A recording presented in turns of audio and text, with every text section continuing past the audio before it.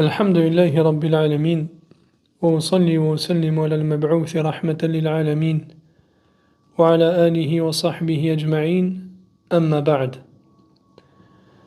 Avant de commencer, je tiens à remercier notre frère Morjan Hafidahullah wa Waffaqah pour les efforts qu'il déploie au service de ses frères et sœurs. Et je le remercie également de m'avoir convié à cette rencontre qui n'est en réalité qu'un modeste conseil. Et avant de rentrer dans le vif du sujet, il est bon de rappeler le rang et le mérite de la bienfaisance envers les parents en islam. Mes frères et sœurs, la bienfaisance envers les parents fait partie des plus grandes adorations auprès d'Allah Tabaraka wa Ta'ala et auprès de son messager. De même qu'auprès des gens qui ont la foi en Allah. Et il faut savoir que la législation, al-Sharia, cette législation sage, accorde à chacun son droit. Et lorsque l'homme doué de raison et de clairvoyance regarde avec l'œil de la sagesse, il constate que les parents sont la base du serviteur et la cause de son existence après le décret d'Allah Tabaraka wa Ta'ala. Ils ont dépensé pour l'éducation de leurs enfants et c'est ce qu'il y a de plus précieux et de plus cher. Il n'est donc pas concevable, après cela, qu'ils soient traités autrement qu'avec respect et considération. Donc, parler de la bienfaisance envers les parents est en réalité parler d'un sujet qui est extrêmement important. Et cela apparaît clairement dans le fait qu'Allah Tabaraka wa Ta'ala, dans de nombreux versets, a associé le droit des parents à son propre droit Tabaraka wa Ta'ala. Allah dit dans le Coran: وَإِذْ أَخَذْنَا مِيثَاقَ بَنِي إِسْرَائِيلَ لَا تَعْبُدُونَ إِلَّا اللَّهَ وَبِالْوَالِدَيْنِ إِحْسَانًا. Traduction du sens rapproché des versets. Et rappelle-toi, lorsque nous avons pris l'engagement des enfants d'Israël de n'adorer qu'Allah, d'être bienfaisants envers les parents. Allah Tabaraka wa Ta'ala dit: قُلْ تَعَالَوْا أَتْلُ مَا حَرَّمَ رَبُّكُمْ عَلَيْكُمْ أَلَّا تُشْرِكُوا بِهِ شَيْئًا وَبِالْوَالِدَيْنِ إِحْسَانًا. Dis, venez et je vais réciter ce que votre Seigneur vous a interdit. Ne lui associez rien et soyez bienfaisants envers vos parents. Allah Tabaraka wa Ta'ala nous dit dans le Coran: وَاعْبُدُوا اللَّهَ وَلَا تُشْرِكُوا بِهِ شَيْئًا وَبِالْوَالِدَيْنِ إِحْسَانًا. Adorez Allah et ne lui donnez aucun associé. Agissez avec bonté, soyez bienveillants envers vos parents. Allah nous dit: Subhanahu wa ta'ala wa qada rabbuka alla ta'budu illa iyyahu wa bil walidayni ihsana.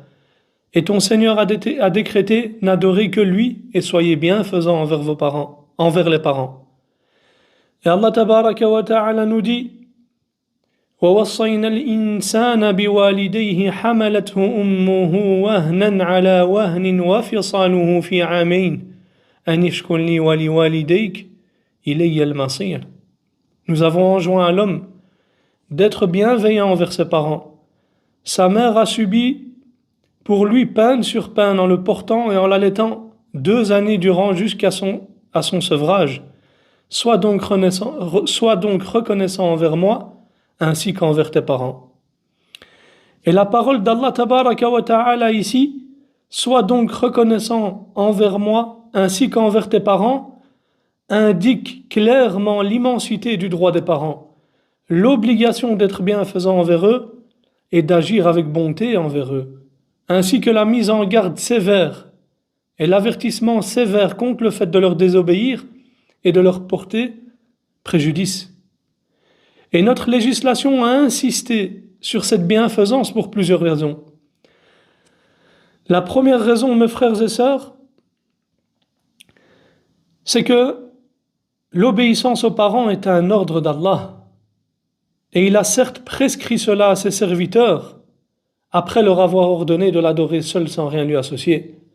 Allah tabaraka wa ta'ala nous dit dans le Coran وَقَضَى رَبُّكَ أَلَّا تَعْبُدُوا إِلَّا إِيَّاهُ وَبِالْوَالِدَيْنِ إِحْسَانًا إِمَّا يَبْلُغَنَّ عِندَكَ الْكِبَرَ أَحَدُهُمَا أَوْ كِلَاهُمَا فَلَا تَقُل لَّهُمَا أُفٍّ وَلَا تَنْهَرْهُمَا وَقُل لَّهُمَا قَوْلًا كَرِيمًا. Ton Seigneur vous ordonne de n'adorer que lui et de faire preuve de bonté envers votre père et votre mère. Si l'un d'eux ou tous deux atteignent l'âge de la vieillesse auprès de toi, ne leur dis point ouf, ne les rudoie pas, mais adresse-leur des paroles affectueuses, et par miséricorde, fais preuve d'humilité envers eux, et dis, Seigneur, sois miséricordieux envers eux, comme ils l'ont été envers moi, lorsqu'ils m'ont élevé quand j'étais enfant. Deuxièmement, car Allah tabaraka wa ta'ala nous a enjoint d'être bons envers nos parents.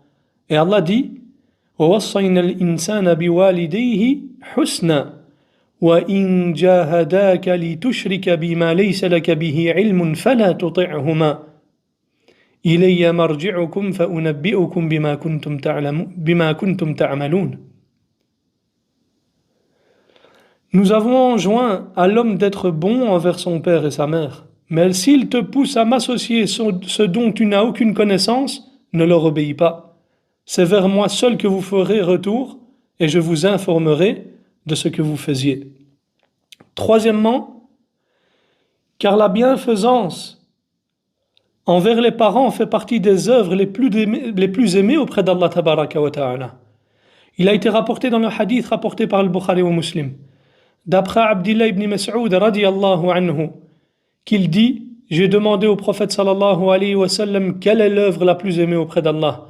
Il dit, accomplir la prière à l'heure. J'ai continué, ensuite laquelle? Il dit, la bienfaisance envers les parents. J'ai dit ensuite laquelle? Il dit, le combat dans le sentier d'Allah. Quatrièmement, car les parents sont ceux qui méritent le plus qu'on leur tienne bonne compagnie. Il a été rapporté dans les deux recueils authentiques, dans le Bukhari ou Muslim, d'après Abi Hurayrata radiyallahu anhu, qu'un homme est venu trouver le messager d'Allah sallallahu alayhi wa sallam et lui a demandé, ô messager d'Allah, quelle est la personne qui mérite le plus que je lui tienne bonne compagnie? Il a répondu sallallahu alayhi wa sallam, ta mère, puis ta mère, puis ta mère, puis ton père, puis les gens qui sont les plus proches de toi. Et dans ce hadith, mes frères et sœurs, il y a une incitation et un encouragement à la bienfaisance et la bienveillance envers la mère. Un encouragement à cela. Et une clarification du droit particulier qu'Allah tabaraka wa ta'ala a accordé à la mère, en plus du père. Il a accordé à la mère 3 fois ce qu'il a accordé au père en matière de bienfaisance. Qu'est-ce qu'il dit le prophète sallallahu alayhi wa sallam? Ta mère, puis ta mère, puis ta mère, puis ton père. Et pourquoi cela, mes frères et sœurs? Car cela indique en réalité que la mère possède une spécificité supplémentaire dans la bienfaisance et la bienveillance, et qu'elle y est plus en droit, et qu'elle le mérite plus. Car la souffrance, l'endurance et l'effort que la mère a supporté pour l'existence et pour que cet enfant vienne au monde n'ont pas été supportés par le père ni par quiconque d'autre de manière comparable. Il y a donc dans ce hadith une confirmation de l'immensité du rang de la mère et sur le fait qu'elle est la plus en droit à la bienfaisance et à la bienveillance. Et c'est pour cela que dans tous les versets où se trouve la recommandation concernant les parents, la souffrance de la mère est mentionnée. Et la souffrance du père n'y est pas mentionnée. Car la souffrance qu'a endurée la mère pour mettre au monde cet enfant n'a pas été ni de près ni de loin semblable à celle du père. Et Allah tabaraka wa ta'ala dit dans le Coran وَوَصَّيْنَا الْإِنسَانَ بِوَالِدَيْهِ حَمَلَتْهُ أُمُّهُ وَهْنًا عَلَى وَهْنٍ وَفِصَالُهُ فِي عَامَيْنِ أَنِ اشْكُرْ لِي وَلِوَالِدَيْكَ إِلَيَّ الْمَصِيرُ. Nous avons enjoint à l'homme d'être bienveillant envers ses parents.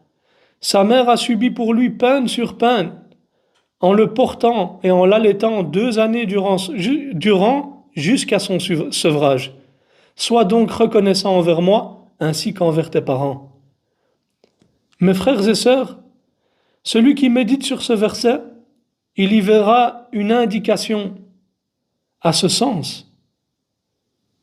Et la mère a subi 3 immenses choses que le père n'a pas subies.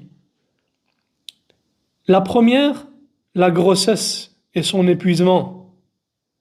La deuxième, l'accouchement et sa difficulté. Et la troisième, l'allaitement et la peine que celui-ci comporte. Et ces 3 grandes et importantes choses ont été supportées par nos mères, en dehors du père. C'est pour ça qu'elle a droit à 3 fois ce que le père a droit en matière de bienfaisance et de bienveillance. Comme cela apparaît clairement dans le hadith que nous avons mentionné et dans d'autres hadiths rapportés par le prophète sallallahu alayhi wa sallam. 5e, car dans la bienfaisance envers les parents se trouve la largesse de la subsistance et l'étendue de la subsistance, la longévité de la vie et une bonne fin. Allahu Akbar. D'après Anas ibn Malik, radiyallahu anhu, le prophète sallallahu alayhi wa sallam a dit: celui qui souhaite que sa subsistance lui soit étendue et que le terme de son existence lui soit repoussé, qu'il entretienne les liens de parenté.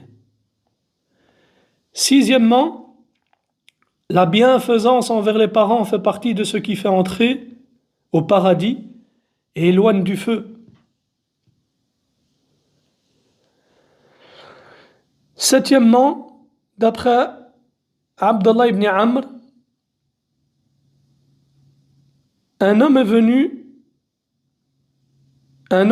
voir le prophète sallallahu alayhi wa sallam et lui a dit: je suis venu pour te prêter serment d'allégeance à propos de la hijra, de l'immigration, et j'ai certes laissé mes 2 parents qui pleuraient.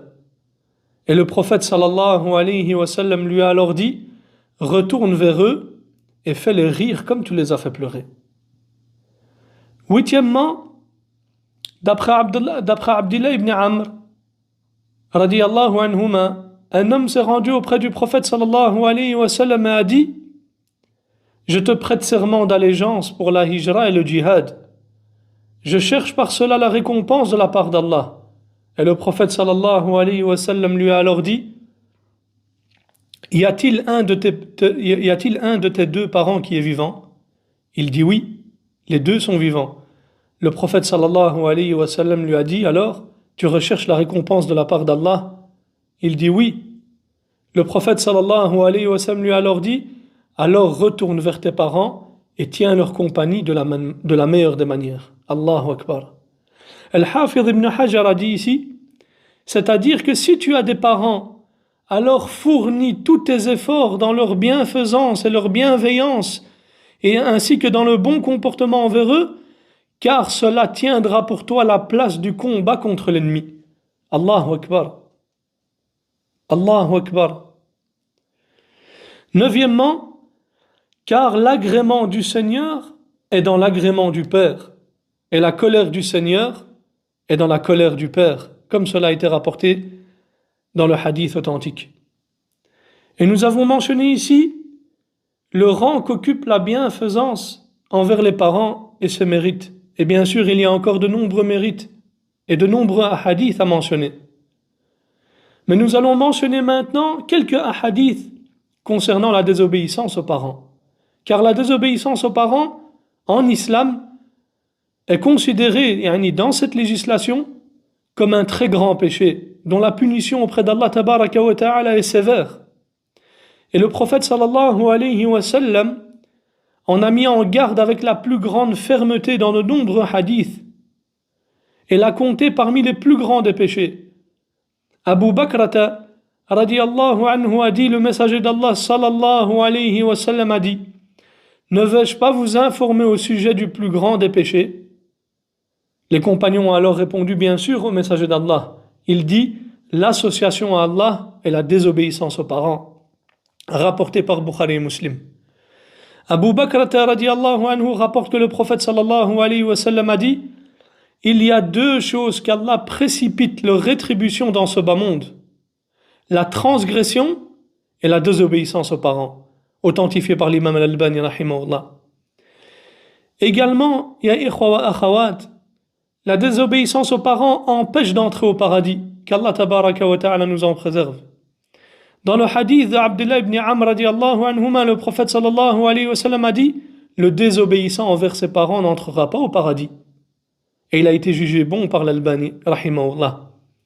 Il a été rapporté de Abdullah ibn Umar radiallahu anhuma qu'il dit: le prophète sallallahu alayhi wa sallam a dit: il y a trois catégories de personnes qu'Allah ne regardera pas le jour de la résurrection: le désobéissant envers ses parents, la femme qui ressemble aux hommes et l'homme qui n'a pas de jalousie. Authentifié par l'imam al-Albani rahimahullah ta'ala. Et il a été rapporté du prophète sallallahu alayhi wa sallam qu'il dit: Allah maudit, c'est-à-dire qu'il éloigne de sa miséricorde celui qui maudit, yani qui insulte ses parents.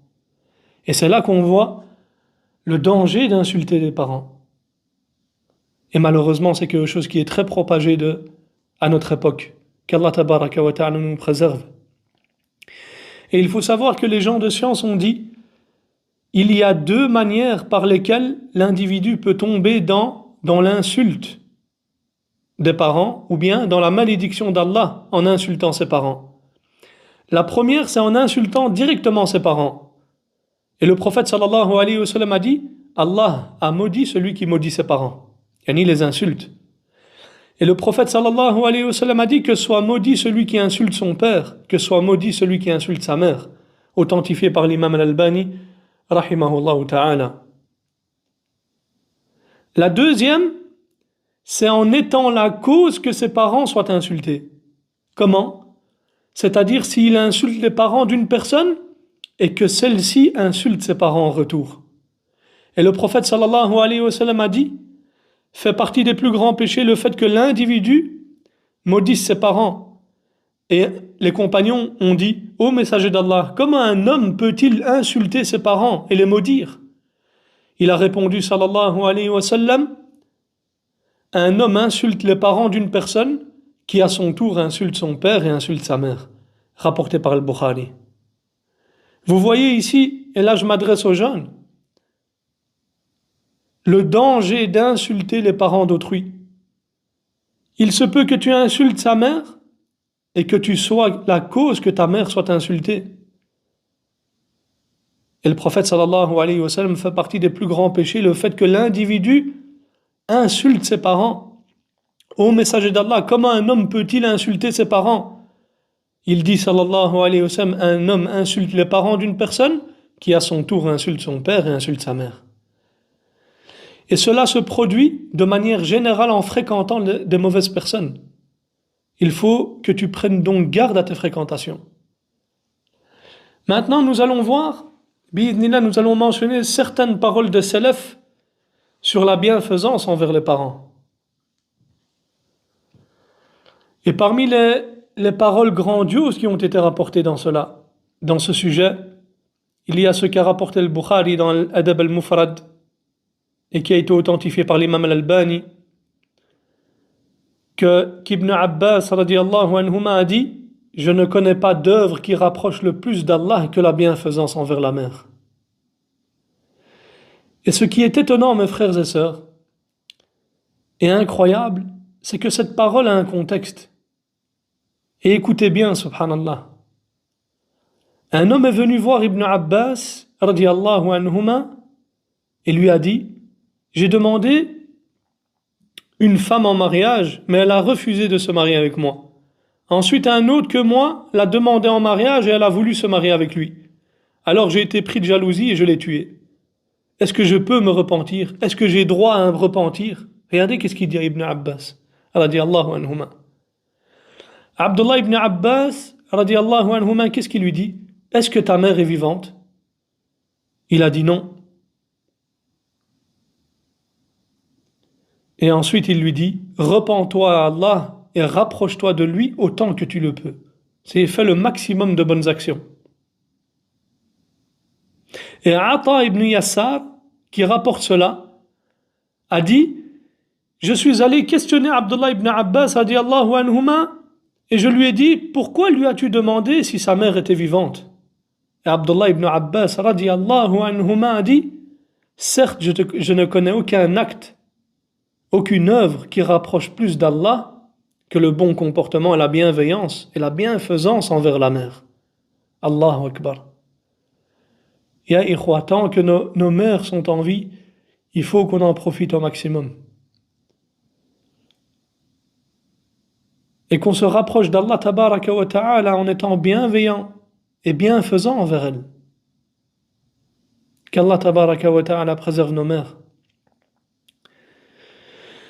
Et Abdul Razak a rapporté d'après le Hassan al-Basri qu'on lui demanda qu'est-ce que la bienfaisance et la bienveillance envers les parents. Il a répondu, c'est que tu leur consacres ce que tu possèdes et que tu leur obéisses dans ce qu'ils t'ordonnent, sauf s'il s'agit d'une désobéissance.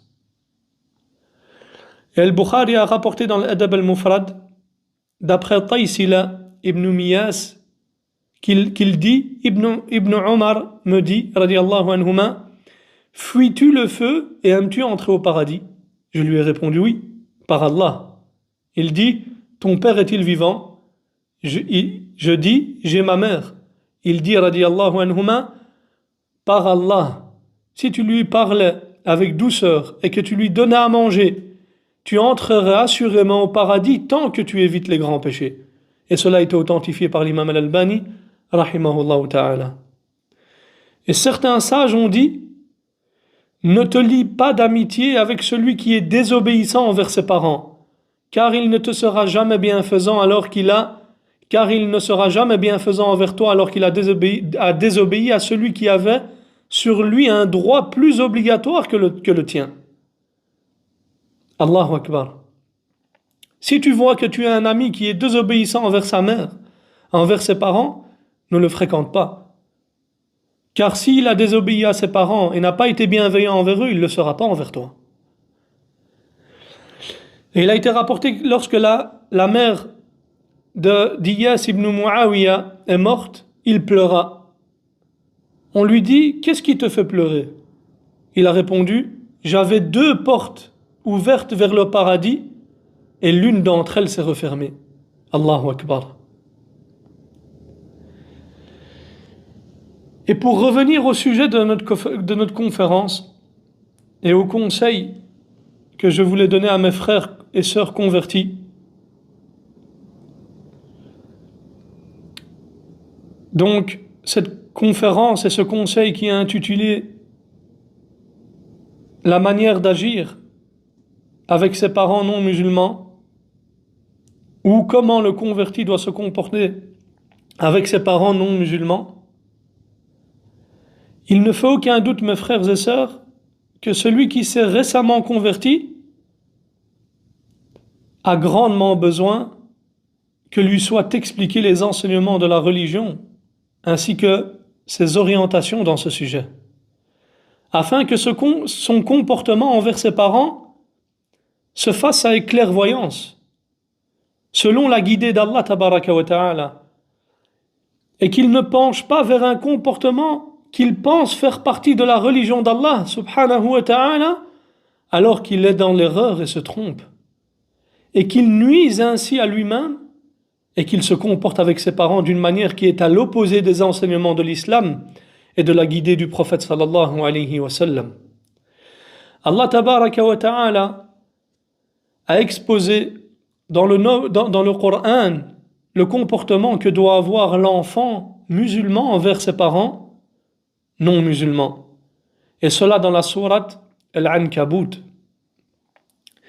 où il dit tabaraka wa ta'ala وَوَصَّيْنَا الْإِنسَانَ بِوَالِدَيْهِ حُسْنًا وَإِنْ جَاهَدَاكَ لِتُشْرِكَ بِي مَا لَيْسَ لَكَ بِهِ عِلْمٌ فَلَا تُطِعْهُمَا إِلَيَّ مَرْجِعُكُمْ فَأُنَبِّئُكُمْ بِمَا كُنْتُمْ تَعْمَلُونَ وَالَّذِينَ آمَنُوا وَعَمِلُوا الصَّالِحَاتِ لَنُدْخِلَنَّهُمْ فِي الصَّالِحِينَ. Nous avons enjoint à l'homme d'être bon envers son père et sa mère. Mais s'ils te poussent à m'associer ce dont tu n'as aucune connaissance, ne leur obéis pas. C'est vers moi seul que vous ferez retour et je vous informerai de ce que vous faisiez. Ceux qui croient et accomplissent de bonnes œuvres, des œuvres pieuses, nous les ferons entrer au paradis avec les vertueux. Et ce verset commence par quoi? Il commence par la recommandation faite à l'homme concernant ses parents. Il dit quoi? Tabaraka wa ta'ala, nous avons enjoint à l'homme d'être bon envers son père et sa mère. Et sa parole ici, husna, bienveillant, d'être bienveillant, englobe tous les sens et toutes les formes de bienfaisance, de bienveillance, qu'ils soient verbales ou pratiques. C'est-à-dire qu'il traite ses parents avec de bonnes paroles, avec des paroles bienveillantes et un discours qui est adapté à leur rang et conforme à leur statut.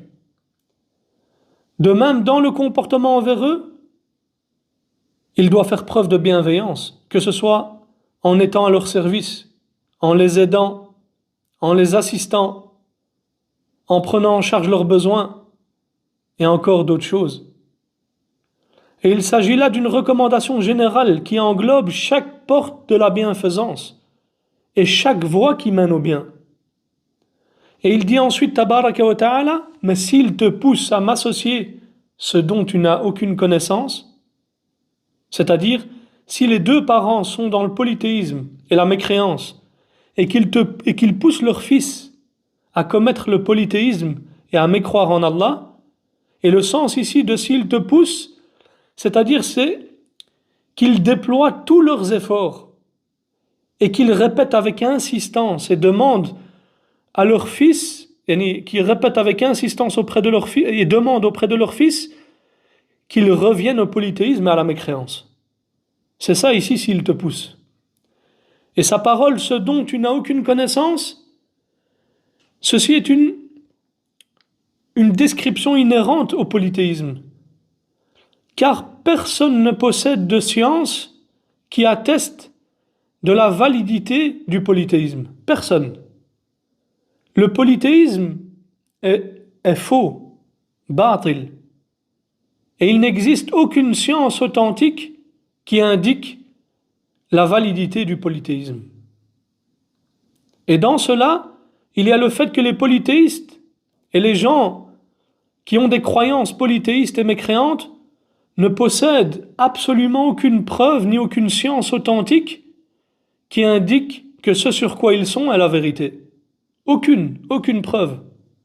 Ils ne pourront jamais vous dire que ce sur quoi ils sont, c'est la vérité. Et le polythéisme, personne n'a de science qui atteste sa validité. Tout y est faux, du début à la fin. Tout y est égarement et tout y est corruption. Et Allah tabaraka wa ta'ala dit dans le Coran, وَمَنْ يَدْعُ مَعَ اللَّهِ إِلَهًا آخَرَ لَا بُرْهَانَ لَهُ بِهِ. Quiconque invoque avec Allah une autre divinité, alors qu'il ne dispose d'aucune preuve manifeste de ce qu'il professe, aura à en rendre compte devant son Seigneur. Et Allah dit dans le verset, mais s'ils te poussent à m'associer ce dont tu n'as aucune connaissance, ne leur obéis pas. C'est-à-dire, concernant ce à quoi ils t'appellent, à savoir ici le polythéisme et la mécréance, ne leur obéis pas. Et médite ici sur la parole d'Allah tabaraka wa ta'ala, ne leur obéis pas. فَلَا تُطِعْهُمَا. Allah tabaraka wa ta'ala nous dit ici, ne leur obéis pas. Il n'a pas dit, sois désobéissant envers eux. Et cela indique qu'il convient à l'enfant d'être bienveillant avec ses parents et d'avoir un bon comportement avec eux. Mais qu'il ne leur obéit pas dans ce à quoi ils appellent comme polythéisme et mécréance. En revanche, s'il lui demande un acte de bienfaisance et de bienveillance, comme par exemple dans le fait de l'aider ou d'autres choses semblables, il doit leur obéir dans cela. Et cela est également clarifié dans un autre verset dans la sourate Luqman, où Allah tabaraka wa ta'ala nous dit وَإِن جَاهَدَاكَ عَلَىٰ أَن تُشْرِكَ بِمَا لَيْسَ لَكَ بِهِ عِلْمٌ فَلَا تُطِعْهُمَا وَصَاحِبَهُمَا فِي الدُّنْيَا مَعْرُوفًا. Mais s'ils te poussent à m'associer ce dont tu n'as aucune connaissance, ne leur obéis pas en cela, tout en te comportant envers eux, ici-bas, avec bonté. Allahu Akbar. Allah tabaraka wa ta'ala a donc ordonné de se comporter avec les parents ici-bas avec bonté, c'est-à-dire en reconnaissance de leur bienfaisance et de leurs bienfaits passés qu'ils ont eu envers toi, ce qu'il y a eu comme compassion de la part de la mère et ce qu'il y a eu comme dépense de la part du père. Et ça, l'enfant, il ne doit pas l'oublier. Au contraire, il doit veiller à les traiter et à se comporter avec eux avec bonté, tout en ne leur obéissant en aucun cas dans ce à quoi ils appellent comme polythéisme et mécréance. Et ensuite, Allah tabaraka wa ta'ala clôture le verset par sa parole: c'est vers moi seul que vous ferez retour et je vous informerai de ce que vous faisiez. Et subhanallah, cette parole ici comporte une incitation, bien un encouragement et un avertissement. Un encouragement pour celui qui est bienveillant envers ses parents et bienfaisant envers ses parents, car Allah tabaraka wa ta'ala le récompensera pour cela d'une immense récompense. Et cela comporte également un avertissement pour les deux parents polythéistes. S'ils restent et demeurent dans leur polythéisme, quant à ce qui leur attend comme châtiment le jour où il rencontrera Allah tabaraka wa ta'ala s'il meurt sur cela.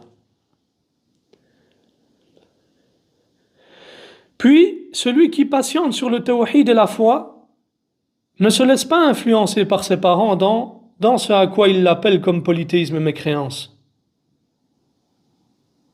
Mais il se comporte avec eux ici-bas avec bonté. Et s'il fait cela, il obtiendra bi'idhnillah au jour de la résurrection une issue louable et une bonne fin. C'est pour cela qu'Allah tabaraka wa ta'ala dit dans le verset qui suit: ceux qui croient et accomplissent des œuvres pieuses, nous les ferons entrer au paradis avec les vertueux. Il dit cela après le verset, donc c'est le verset après le verset que nous avons mentionné. Et cela contient en réalité une recommandation à celui qui se trouve dans cette situation. Ô mon frère, ô ma sœur qui se trouve dans cette situation, patiente sur la foi et la religion et ne te laisse pas influencer par tes parents dans ce à quoi ils appellent comme polythéisme et mécréance. Mais il t'incombe dans cette situation de t'efforcer autant que possible d'appeler, d'orienter tes parents vers cette religion et de déployer tous tes efforts en cela, avec douceur, bienveillance, et en faisant constamment des invocations. Et que tu demandes à Allah tabaraka wa ta'ala avec insistance de guider tes parents, que tu te lèves la nuit pour prier autant qu'Allah tabaraka wa ta'ala te le permet, et que tu invoques pour tes parents dans tes prosternations, dans tes prières obligatoires comme tes prières surrogatoires, et que tu invoques Allah tabaraka wa ta'ala pour que tes parents soient guidés. Et tu réunis ainsi pour tes parents entre l'invocation et la da'wa, l'appel à Allah tabaraka wa ta'ala, l'appel à sa religion.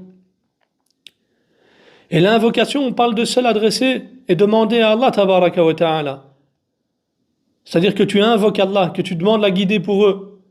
Et l'appel, la da'wa, c'est-à-dire d'appeler tes parents à l'islam avec douceur et bonne exhortation, avec bonne parole, comme l'a fait Abu Huraira radiyallahu anhu avec sa mère. Et ce récit, mes frères et sœurs, se trouve dans le Sahih Muslim. Et écoutez bien cette histoire magnifique et grandiose. D'après Abu Huraira radiyallahu anhu, il dit: j'appelais ma mère à l'islam alors qu'elle était associatrice. C'était une mushrika. Un jour, je l'ai appelée à l'islam et elle m'a fait entendre sur le prophète sallallahu alayhi wa sallam ce que je déteste. Et je me suis rendu auprès du prophète sallallahu alayhi wa sallam en pleurant. J'ai dit, ô messager d'Allah, j'appelle ma mère à l'islam, mais elle refuse d'y répondre. Aujourd'hui, je l'y ai invitée et elle m'a fait entendre te concernant ce que je déteste.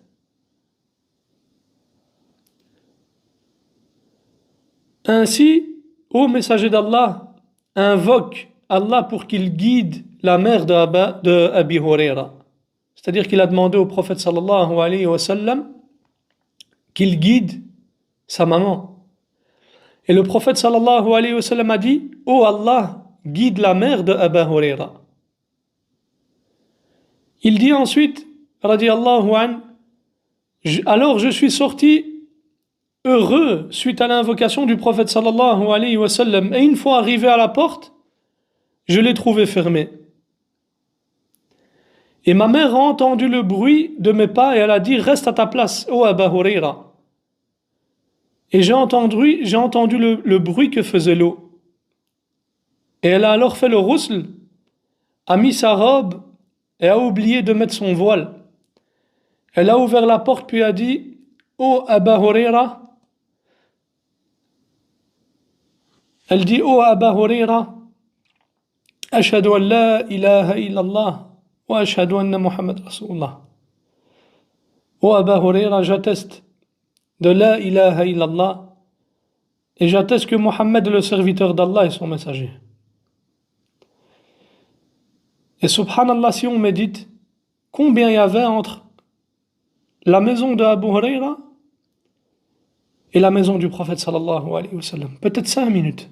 Et Allah tabaraka wa ta'ala a répondu à la dua du prophète sallallahu alayhi wa sallam.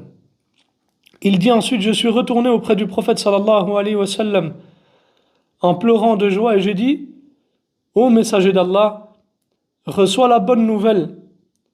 Certes, Allah a exaucé ton invocation et a guidé la mère de Abi Huraira.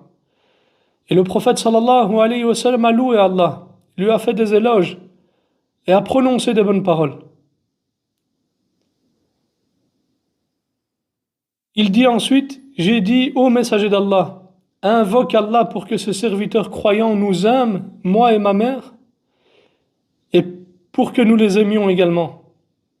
Et le prophète sallallahu alayhi wa sallam a dit, ô Allah, fais que ton serviteur, et sa mère soient aimés par tes serviteurs croyants, et que eux aiment les croyants également.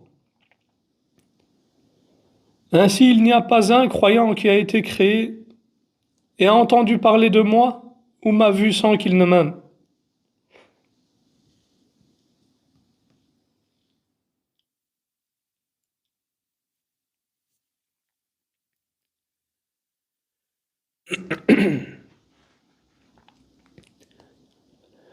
Et donc cette histoire incroyable et grandiose constitue une méthodologie pour le musulman éprouvée par des parents polythéistes ou par l'un des deux qui est polythéiste. Qu'ils suivent cette méthodologie qu'a suivi Abu Huraira radiyallahu anhu avec ses parents, avec sa mère, par l'invocation et le fait d'insister auprès d'Allah tabaraka wa ta'ala afin qu'il les guide. Et également par le fait de les appeler à l'islam avec bienveillance, douceur et bonne parole.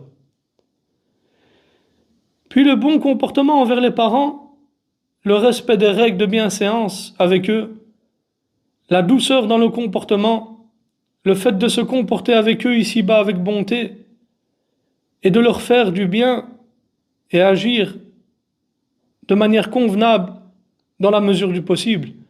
Et tout cela fait partie des causes de la guidée des parents vers l'islam. Et wallahi, certains jeunes se trompent lorsqu'ils se convertissent. Ils s'éloignent de leurs parents, coupent les liens avec eux, ne leur rendent plus visite ou ne leur font pas du bien. Et wallahi, ceci est une erreur, mes frères et sœurs. Il n'y a aucun doute que c'est une erreur. Et cela ne fait pas partie des enseignements de l'islam. Au contraire, il convient que tu te comportes avec eux avec bonté, que tu t'efforces de leur faire du bien, et que tu leur obéisses, et que tu ne leur obéisses pas dans ce à quoi ils appellent comme en termes de mécréance et de polythéisme. Et il n'y a aucune contradiction, mon frère et ma sœur, entre ces deux choses. Il n'y a aucune contradiction entre le fait de se comporter avec bonté envers ses parents et en même temps de ne pas leur obéir dans ce à quoi ils appellent comme polythéisme et mécréance. Et j'invite donc tout musulman éprouvé par des parents polythéistes ou par l'un d'entre eux à lire le verset de la sourate Luqman que nous avons récité, ainsi que celui de la sourate Al-Ankabut, et à lire les paroles des gens de science dans un livre de tafsir concernant le sens de ces deux versets et ce qu'ils indiquent, et quant au bon comportement à avoir envers eux, à la douceur et à la bienveillance envers les parents, tout en s'écartant de ce à quoi ils appellent comme polythéisme et comme mécréance. Et je demande à Allah tabaraka wa ta'ala, par ces noms qui sont au summum de la beauté et ses attributs sublimes, de nous affermir sur l'islam et la sunna, de guider les parents non musulmans de nos frères et sœurs à l'islam, qu'ils ouvrent leur poitrine à l'acceptation de cette noble religion, tout comme je demande à Allah tabaraka wa ta'ala qu'il préserve nos parents, leur accorde une bonne santé et fasse qu'ils soient encore parmi nous de nombreuses années. Et on demande à Allah tabaraka wa ta'ala qu'il fasse miséricorde aux parents qui sont morts sur l'islam, qu'il leur pardonne et leur ouvre les portes de son vaste paradis, et qu'il pardonne à tous les musulmans et musulmanes, croyants et croyantes, morts et vivants. هذا وصلى الله على نبينا محمد وعلى آله وصحبه وسلم. جزاكم الله خيرا.